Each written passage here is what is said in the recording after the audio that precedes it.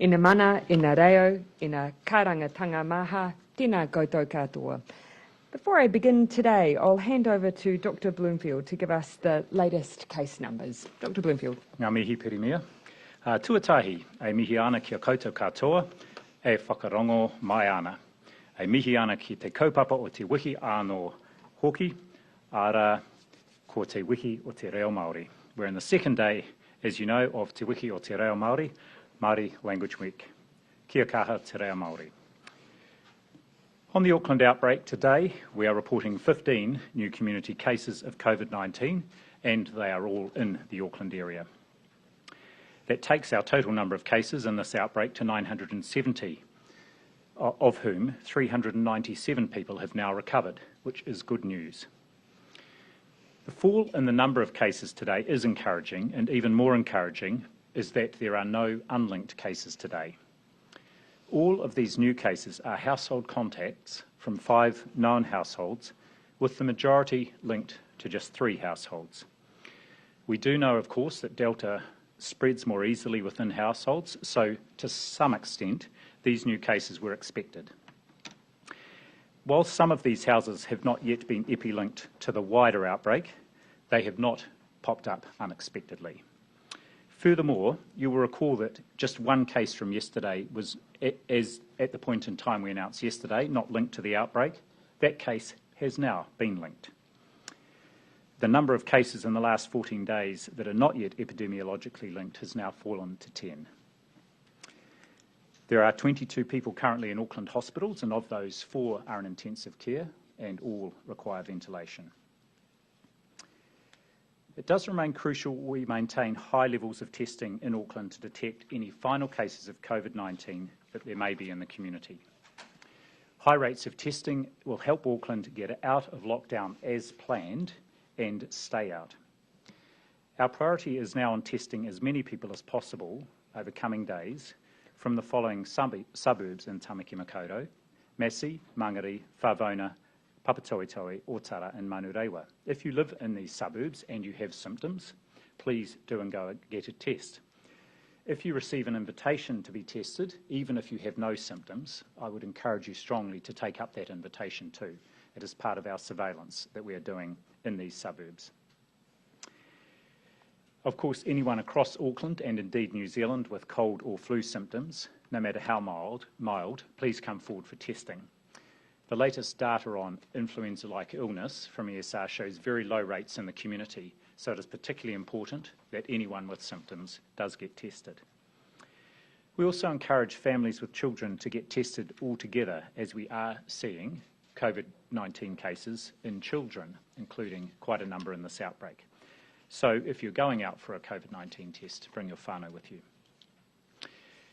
Surveillance testing of essential workers continues across Auckland because they are out and about during Alert Level 4. A wide range of essential workers from a range of industries have been asked to get tested, even without COVID symptoms. These include healthcare, emergency services, workers at petrol stations, transport workers, supermarkets and dairies. Those who are permitted to cross the Auckland Alert Level boundaries are also required, of course, to provide proof of a test within the last 7 days. And so far, this month, since the 1st of September, we have tested 15,685 essential workers across the Auckland region with no positive cases identified. In terms of that testing for people crossing the Auckland boundary, nasopharyngeal swabbing is available, of course, nationwide, whether those workers are in Tamaki Makaurau or outside. Available at testing centres, community testing centres, GP practices, and for a list of testing places, please do go to HealthPoint. Testing, as ever, is free, and please let the tester know that you are doing it for the purposes of crossing the alert level boundary as a permitted worker. On contact tracing, we're now focusing our efforts on 1,242 contacts that are under active management. This is a change to the reporting total contacts for the whole outbreak. The number of contacts under active management is now down to a much smaller number, as I said, over the last 2 weeks, as the majority of our contacts have now either returned negative tests or have had exposures more than 18 days ago, and we are not generating significant numbers of new contacts outside of households now. On the wastewater side, there was a positive wastewater result received from a sample taken last week in Pukekohe. Our public health team in Auckland advised that there have been 4 cases in the area who have previously been in quarantine who have now returned home. This could explain the result, but what I would like to say is anyone in the Pukekohe area who has symptoms, please do go and get tested. There is pop-up testing available there, and they have increased the people at that pop-up testing to make sure there is sufficient capacity today. There have been no other unexpected detections in wastewater samples taken in Auckland or around the country. Just a reminder too that our hospitals are safe. I've spoken with and had communication from Counties Manako's Chief Medical Officer, Dr. Pete Watson, reminding people in South Auckland, if you need emergency care, do not hesitate to go to the emergency department. There are strict protocols in place to keep you safe and, of course, to keep staff safe. All staff are using N95 masks, goggles and gowns. Everyone who arrives at the ED is very carefully assessed to see if there might have been any exposure to COVID-19. If there's any doubt, they are treated as if they could be. Patients who may have been exposed to COVID-19 or who have symptoms are kept separate from other patients. And Middlemore Hospital is now testing a higher proportion of patients to be extra precautionary who are arriving at ED. Finally, a shout out today for hard-working Auckland paramedics who continue to go each day into the homes of hundreds of Aucklanders to assess them and take care of them and transport them to hospital if needed, despite the current outbreak. Thank you for your dedication to the wellbeing of Aucklanders. Heoi anō, ka nui tēnā, kia ora koutou katoa. Back to you, Prime Minister. Ngā mihi, Dr. Bloomfield. You may have guessed the theme over the past couple of days has been vaccinate, vaccinate, vaccinate, with a particular focus on Tamaki Makaurau and what we intend to be their last week in level 4. As I said yesterday, there is nothing holding us back in Auckland when it comes to vaccines. There is capacity to administer 220,000 doses of the vaccine in the region this week. If around 130 of those are people's first dose, Aucklanders will hit 80% coverage of first vaccinations in 1 week's time, and will be well on our way to the city being better protected against the virus. Let me be clear on why is it important. It literally saves lives and prevents hospitalisations. There's real-world evidence here in New Zealand and internationally that proves you're far less likely to get COVID and far less likely to get sick and need to go to hospital if you are vaccinated. Getting vaccinated protects you, your family, your loved ones and our economy. That's why it's so important to everyone, but especially those in Tamaki Makaurau, to get vaccinated as soon as possible. In fact, if you're sitting at home in Auckland watching this now or listening on the radio and you are yet to get your first vaccine, I'm going to suggest that as soon as I've wrapped up, you go and make a booking. That includes people who may have bookings later in the month or in October. Chances are you'll be able to bring that booking forward to this week. You can do this online at Book My Vaccine. Just remember, though, to cancel your original booking. There are around 90,000 available spaces in Book My Vaccine in Auckland for this week, so bringing forward a booking shouldn't be a problem. And you can also try your GP. More GP clinics and pharmacies are coming online every day. There are now more than 100 GPs and 30 pharmacies delivering vaccinations across Auckland, so give them a call and see if they have any spaces available this week. Meanwhile, our 2 drive-through sites at the Auckland Airport Park and Ride and Truss Arena in Henderson can do over 5,000 per day across each site. No booking is required. You can simply show up. As well as these standard options, there are some other great examples of initiatives that are making the vaccine accessible to everyone. I thought I would touch on a few of them briefly. A pop-up clinic at the University of Auckland for on-site residents, students and staff began on Saturday and has its final day today. It's in the Owen Glen building on Grafton Road.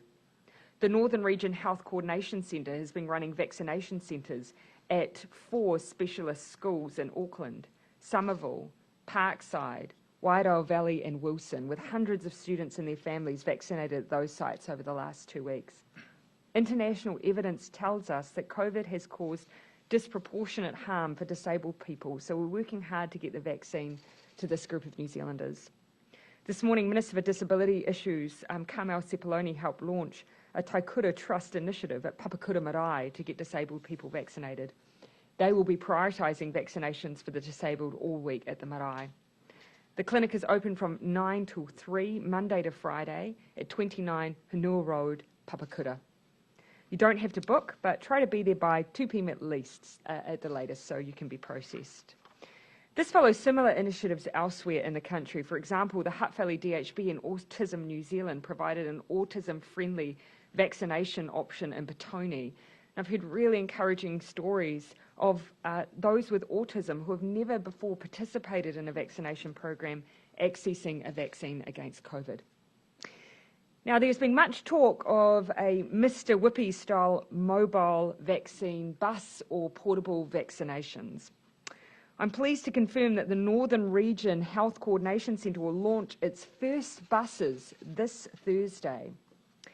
The initial plan is to take them into areas where we know vaccination numbers have been low or people have not been able to access vaccination services as easily. The aim is to increase the network from an expected 6 on Thursday to 12 over the coming weeks.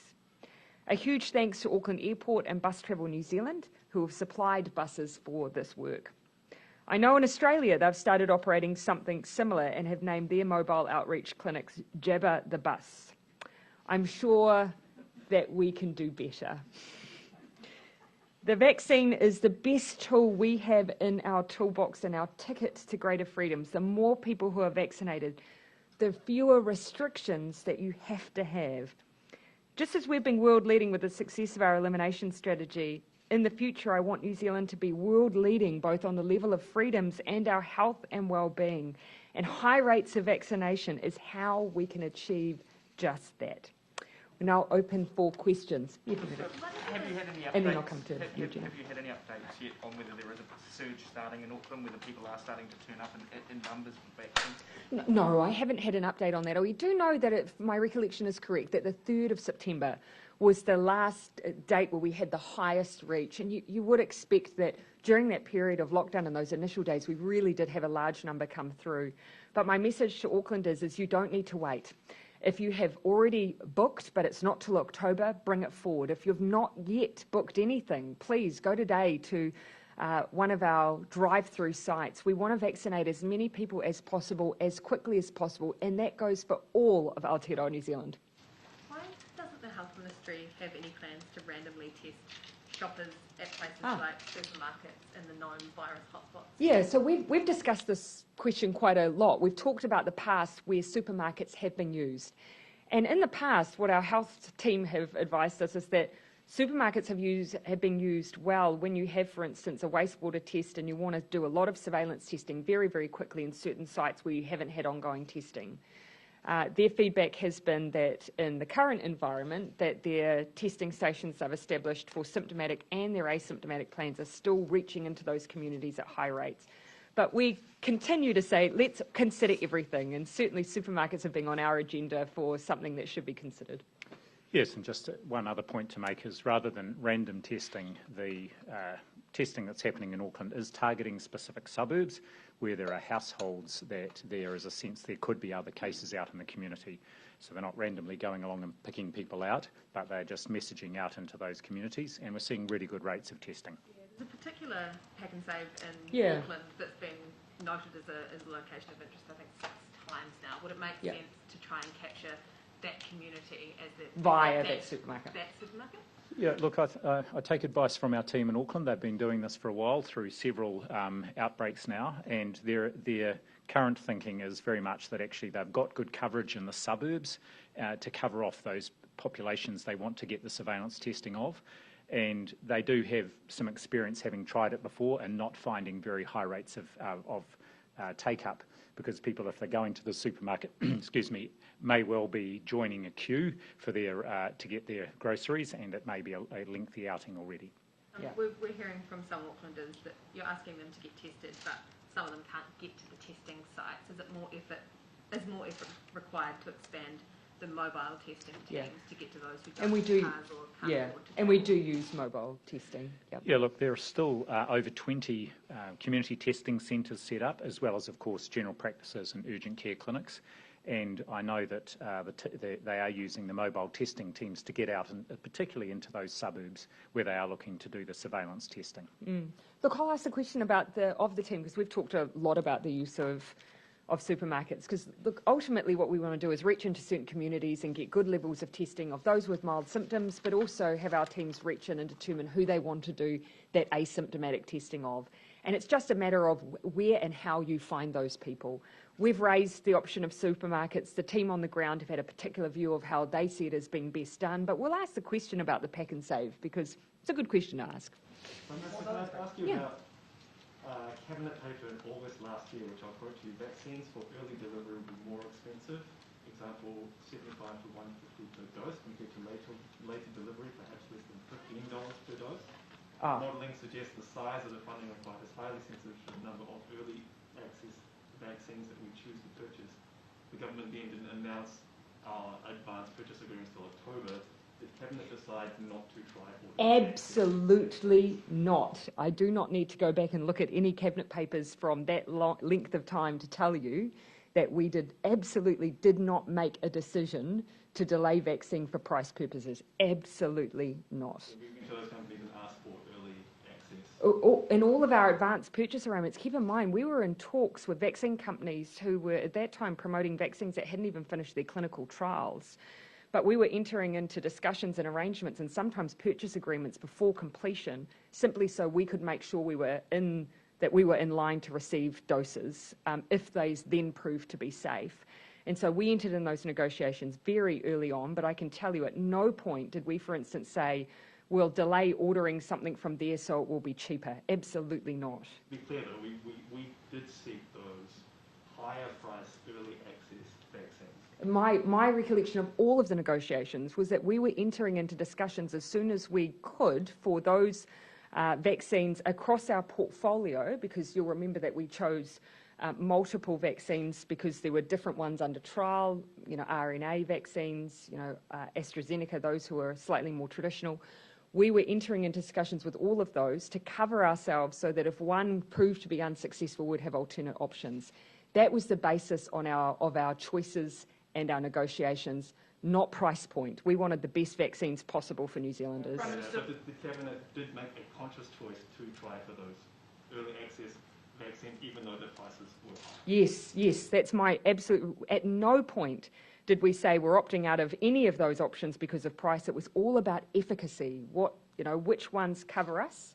Because as you saw, there were a range being developed, and our portfolio was all about how do we make sure that we're covering all our bases, keeping all our options open while everything's in a trial stage. In May, June, July, many countries had already announced advanced purchase agreements. Were we late to that part? No. So you can see that we often announced advanced purchase agreements well before even clinical trials were completed, and then at different stages, different countries then engaged in rollouts depending on their comfort level with where those trials were at and their regulatory processes. So that often determined a difference for most countries. Okay. I'll come down the back to Jason. Prime Minister, would it be your expectation that if police saw a funeral or a tangi happening somewhere in the community with well over 50 people, with a lot of people unmasked, that they would work to break that up? I'm not, from the vantage point here, going to give a view on how police undertake their operational duties. They are best placed to make those decisions in the moment in time. They, of course, know the orders that they are able to enforce, and we leave it to them to do their job. Shouldn't it be a blanket rule that if that is happening in the community? Well, the order and the ability to enforce exists, but we leave it up to the police to determine how and when that is done. Those are all operational decisions, and they, of course, in those moments, are best placed to determine how to do that safely. So you would be disappointed to see a large-scale gathering in level 4? I'm not going to stand here and make judgments around the way that police are doing their job. It's their job, and it's a hard job. But look, from time to time, we have seen from time to time breaches that is not representative of what the vast majority of New Zealanders are doing, and the police, do a good job on our behalf of dealing with those scenarios when they arise. Bloomfield, Yeah, in the front. have you given the police any advice, and if so, So what was that advice around the couple that travelled to Wanaka previously? They've said in situations where people have breached health order that they've taken advice and are leave from health officials. We haven't been asked to give any advice to police, and the matter for prosecution is in their hands, and I think it's very clear in the order what the expectations are, so I don't think they've needed to come back to us for any further advice on that. Why haven't they come to you? Last August, I think, or maybe in February this year, when there were other health order breaches, there was the police would come to you or the ministry. Some cases you were involved in as Director General taking a role, but these are very clearly set out in the orders. Yeah, it must have been a different scenario. I do recall the one you're talking about, but that was a different scenario, and yes, they were asking us, in a sense, to lay the complaint with police and advise around prosecution. That's not necessary in this case. Yeah. Is the ministry or MedSafe working on improving COVID-19 drugs such as, and you'll have to excuse my pronunciation please, Regencovi or Sotrovimab for preventing illness, and if not, why not? Is it treatment of illness, I believe? Yes, so we've got efforts going on to both, of course, follow the evidence around emerging treatments. Pharmac is part of those efforts to ensure that if there are effective medications, that those can then be funded. And I do know that there is a medication that was approved in the UK a couple of weeks ago, and an application is with MedSafe. That was put in really quite quickly and is going through their process at the moment.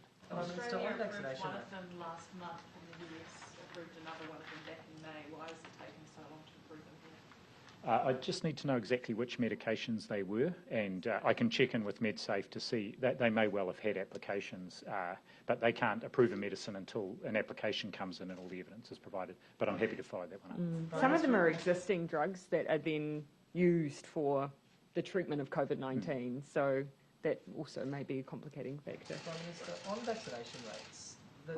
Thank you. The 55,000 today, I think, is the worst day in a month when you would take out weekends and the day that you couldn't vaccinate. What's the advice on why it's so low, and is it good enough? Well, I mean, keeping in mind that, of course, at some of our highest planned rates previously, we were scheduled to be around the 50,000 mark. So circumstances have definitely led us to be in a position where we know that we have the capability and the capacity to go much, much higher than that.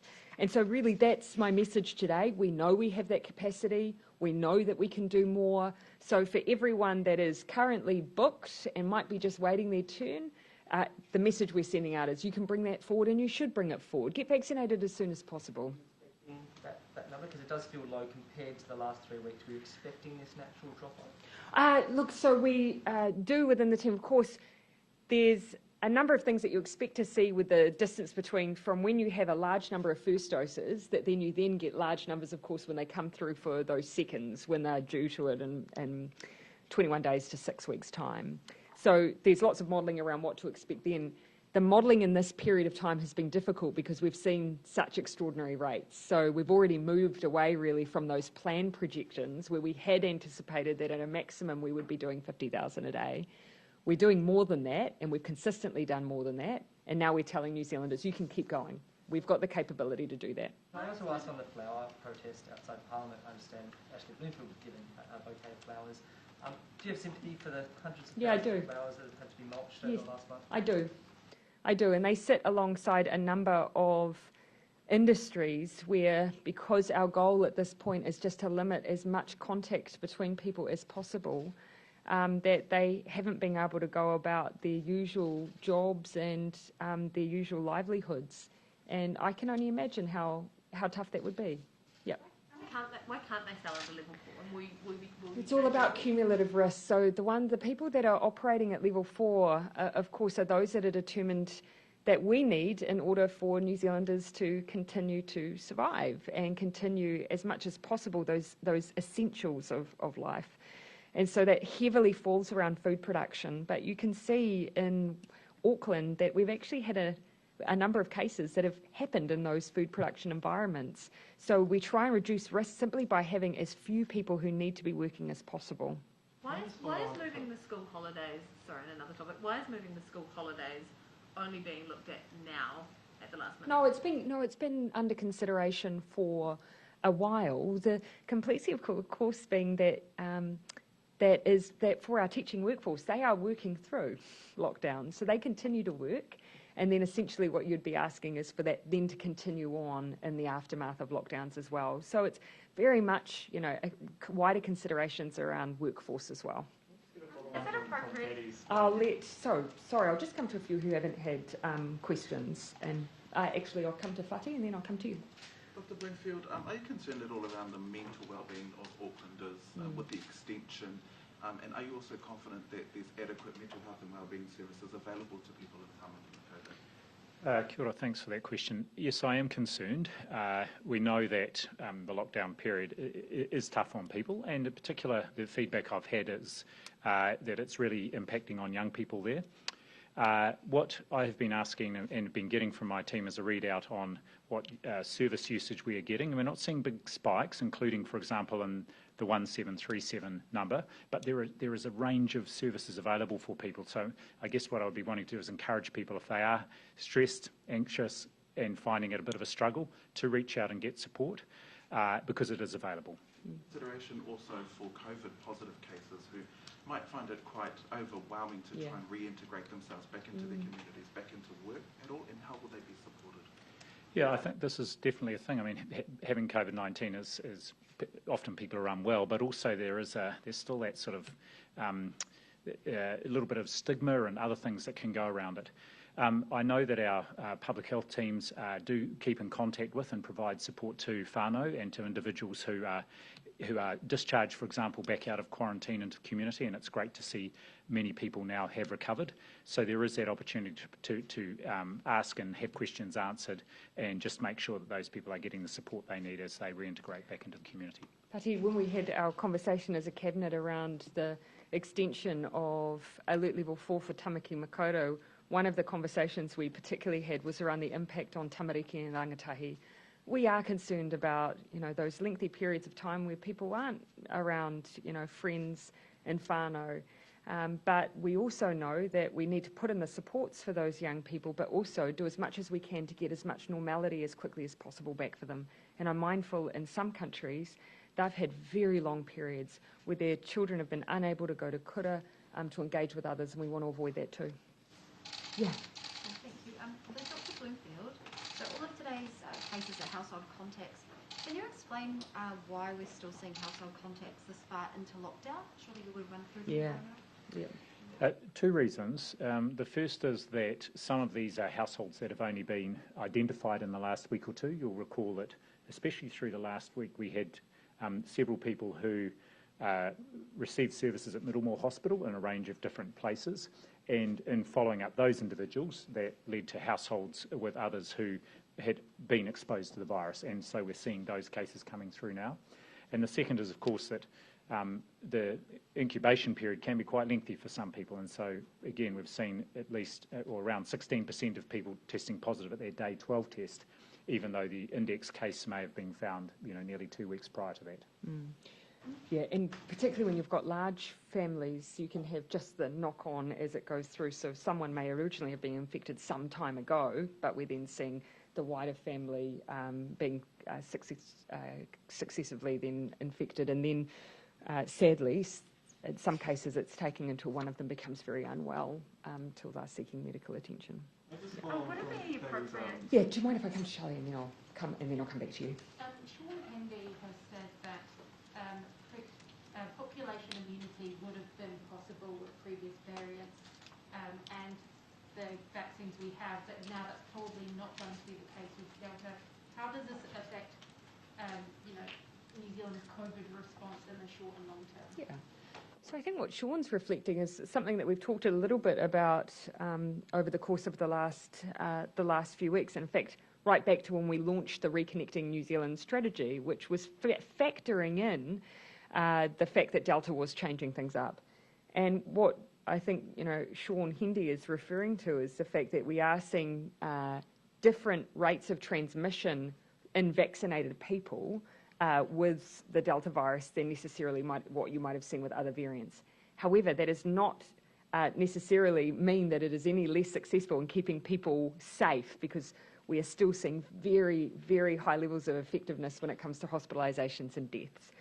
But because of that transmission and those breakthrough infections, it does change the dynamic. And that's why I think you're seeing countries around the world changing up their strategies.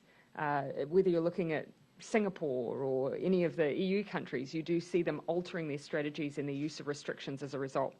Likewise, we're reflecting on ours. Elimination continues to be the best option for New Zealand at this point in time while we vaccinate New Zealanders. The next stage, of course, is continuing to vaccinate and get the highest rates possible. Then we're able to determine from there what we couple together around vaccination to continue to keep the highest levels of safety and freedoms as possible. But you'll see every country still using restrictions. We just don't want to use the highest alert levels as part of them. Yeah. And then I think you do it. On the Mr. Whippy style bus, was that in the Northland region, not north of Auckland? And did you have any ideas for a name yourself? So that's being developed by the team that are working across Auckland and testing across Auckland. I'd need to come to Dr. Bloomfield as to whether or not we're seeing those in other DHBs, but initially that's the region that you'll be seeing the use of those. No, I haven't got any bus ideas, but I'll leave it in the hands of creative New Zealanders. I know that when you've seen challenges like this put out, you see enormous amounts of creativity, but I think probably Bussy McBussface is probably already a given. Where New Zealanders get to vote. You know? Yeah, look, how about we see how many suggestions come through? I'll pop something on my social media and then we can vote on one of them. But let's rule out Bussy McBussface right from the beginning. Would it be appropriate? I did promise I'd give Derek I'll let you have your second and then I'll come to Derek. And just on vaccinations, vaccination status has been pretty widely used overseas if we're going into businesses and even employment, and we're starting to see that here, perhaps with competitions and starting to be with employment. Is that something you support, and are you seeing any legal issues with that in the future? I support anything that works, and so we have had a team, including those with a background in human behaviour and psychology, look at the different incentives that have been used in other countries. You know, major factor for me will be, does it work in bringing out more people to be vaccinated? And secondly, just making sure it's fair. You don't want a situation where you suddenly bring in an incentive that those who have shown up early miss out on. But I continue to be really open-minded.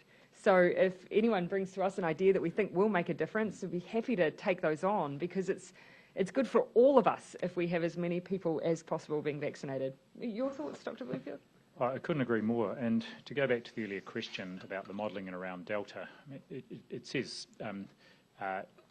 what it emphasises is the importance of vaccinating. It doesn't mean that vaccination is not helpful. It means that we need to get an even higher rate. Yeah. It's very, very important we do so. And just to sort of, from this outbreak, the latest data I had a look at just before I came down, around 78% of those who are eligible, that is 12 and over, of our cases were unvaccinated, and just 4% were fully vaccinated. So it's living proof of the protection that vaccination does give when Delta is in the community. And none of those fully vaccinated people are hospitalised, for instance. I just wanted to... yeah. Oh, sorry, Derek. Sorry. Follow on from Katie's question about the treatment of COVID illness. If there's anything that is on your radar that has been working, and one of the US things, so one of the treatments that was approved in the US is by Regeneron Pharmaceuticals, which make free monoclonal antibodies. Is that something that's on your radar? I do know there is a number of medications that are being looked at the moment, and if you don't mind, maybe I can make that, give that a bit of an emphasis for my comments tomorrow, and come well prepared to talk to that specifically. Yeah. So one general comment. Some of the, not to get into too much detail, but some of the treatments that I've seen some reporting on has to be applied very early on into someone's infection, and equally very early stages, I think, in where they've been used in some countries, sometimes where they've had much larger outbreaks, and enormously expensive, and still waiting for someone who has COVID and then is being treated. The best thing we can still do is vaccinate. That prevents us being in a situation where we're treating people after the fact. But, of course, we continue to look at all these options for treatment as well. One thing I can say categorically about treatment here now, ivermectin is not a proven safe treatment for COVID-19. I receive dozens of emails a day promoting it, but I can say that there are existing medications that have been shown to be helpful. for people, particularly with more severe illness. Ivermectin is not one, and I'd certainly encourage people strongly not to take ivermectin, either as a preventive or for treatment of any symptoms that could be COVID-related. Yeah. Can I just ask Good point. We'll let you finish, Jared. You gave some pretty big reassurances about a Kiwi summer yesterday. How do you propose that will I think I gave you my aspiration. How do you propose that would work with the planned phased reopening of the border when it's pretty much considered it would be inevitable that we would have cases in the Well, actually, no, I think I would challenge that. You will have seen that when we released our plans around reopening, which still stand, they were still all about preventing cases at the border. And so that's still a key part of that work because it was a key part of the advice from Professor David Skegg. And so the comments that I was making around a Kiwi summer is really what we want to do is try and think of the kinds of measures that you might want to have in place. I mean, regardless of what might happen over the course of a summer, what can we do to try and ensure that some of those events can continue on regardless? Are there options for us that mean we can give that level of certainty? It might take an ask on behalf of all of us around the way we behave or what we do, but let's see if there are those measures that we can apply. So that's the active question I'm asking of the teams so that we can just have that bit more of certainty. Yeah. Thank you. Yeah. Would it be appropriate for the Climate Change Minister and the COP delegation to take part in the self-isolation trial upon their return? And doesn't that risk calls of special treatment for the minister? No. So, look, no decisions have been made about specifically who is able to participate at this stage. We have left open the opportunity or the possibility of government officials because for instance, there are two reasons for that. A, it gives us the ability to actually get very close feedback from those who work within government into how it's working, and also B, we have a very small number of people who do have to travel for their work, trade delegations in particular, where they've already been travelled and have already experienced MIQ. One of the issues with the COP delegation is whether or not they would fit within the time periods that we've set for the trial. I think they might leave and return. I can't quite recall whether or not they would, but no decisions have been taken at this stage.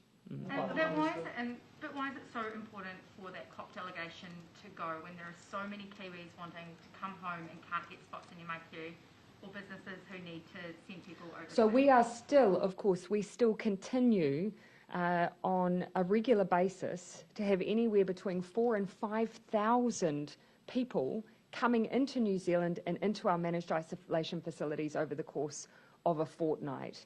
There are a small number who may be from within government agencies who need to continue to travel to ensure that New Zealand is represented in critical talks, like, for instance, trade talks for our UK trade agreement or our EU trade agreement, or, for instance, in important negotiations around climate work.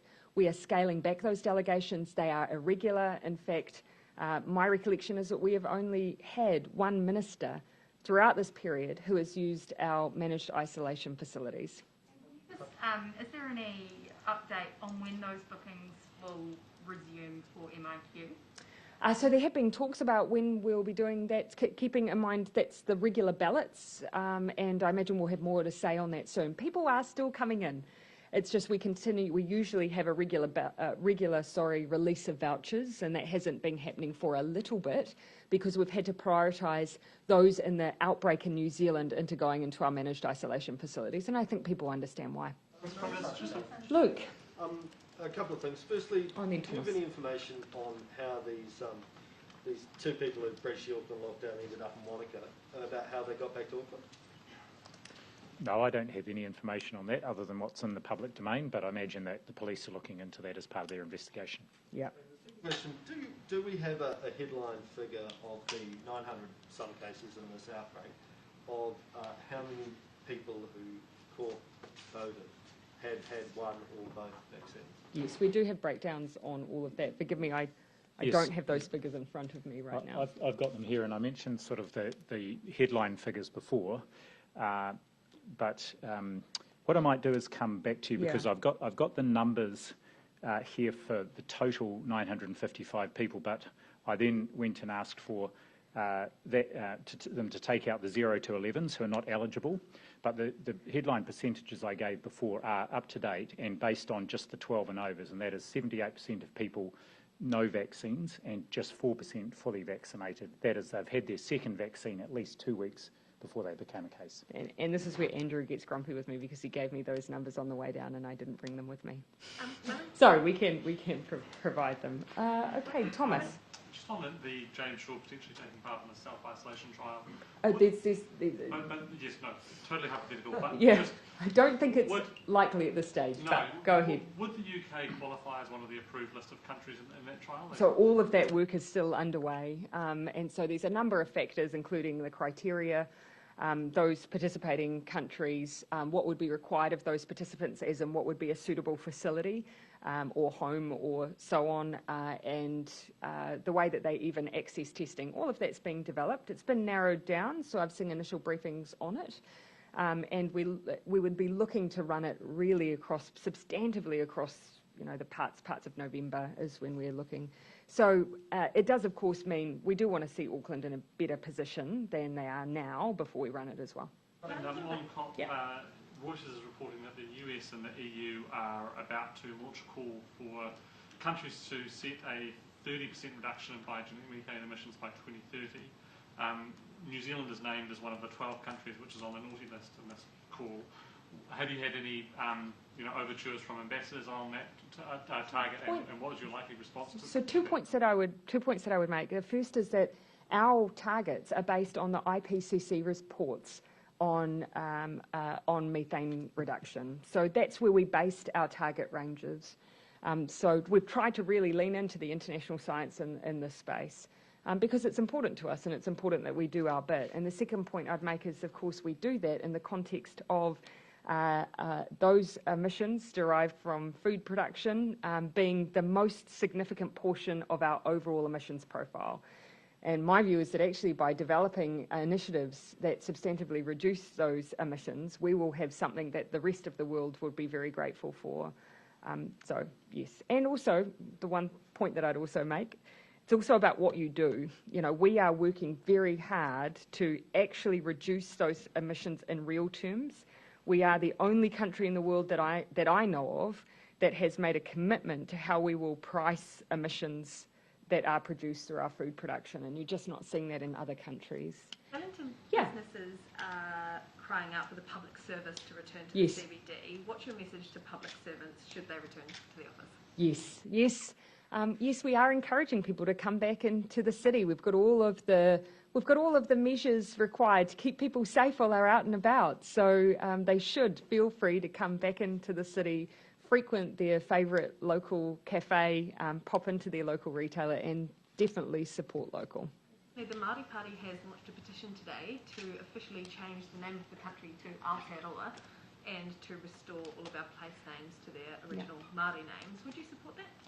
Look, we've got no plans to go through an official process to change the name of New Zealand, but I would say at the same time that actually I'm encouraged by the fact that people are using place names interchangeably, and I think that will only continue to grow. Would it be appropriate to put it as an official name alongside New Zealand? Well, of course, Te Reo Māori is an official language, and so therefore we use those names interchangeably, and I think we should continue to do so. Yeah, I might wrap up here in the front. Four of the silver firms in Auckland have applied for exemptions to fly to Christchurch to play England next week. What's the chances that they'll be granted those exemptions? That's not something that I have anything to do with, and I would not want to speculate. There might be the Minister for Sport and Recreation is sitting at the back of the room, and you may wish to grab him on the way out. Look, that's a warning for him to leave quickly. Before we leave, I see we have some front runners, Double Jab Ute and the Jab and Wagon. So everyone, keep pulling forward your ideas, and I may report on them tomorrow. Thanks, everyone.